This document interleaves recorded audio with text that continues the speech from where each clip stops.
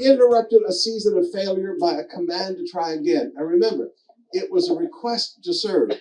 But then in verse 4, it said, now Peter, put out into the deep water and let down nets for a catch. That is a command. One of the things you'll always have to learn about Jesus is he asks you to serve. He commands you to be blessed. Amen. Now, it looks like it's exactly the opposite in human logic, do you know? But it was a request to serve. He won't force anything on you, but he'll command a blessing for you. So he said, all right, I'm finished speaking. The command will not come until the service is finished. Until the service is what? Finished. When he had finished speaking, not before, not during, only after he had finished. So sometimes while you're using your assets and using your abilities to serve, you've got to watch your attitudes. Because you're going, I'm tired.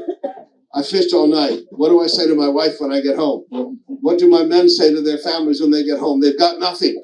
You've got to work through your attitudes in that season and continue to serve with a joyful heart.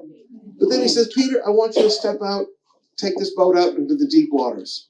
And Peter looked at him and answered verse 5, Master. What did he call Jesus? Master. He didn't call him teacher, he called him master.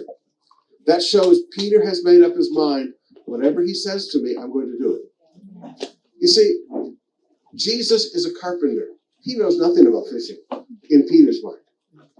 Sometimes, brothers and sisters, you and I, forgive me, we think we're smarter than God. We think that we're such an expert at something that we should do what we think is right rather than what God speaks to us. What God speaks to us is not logical. You don't put your boat out into the middle of the Sea of Galilee in the middle of the day when it's hot and the fish are all in the bottom.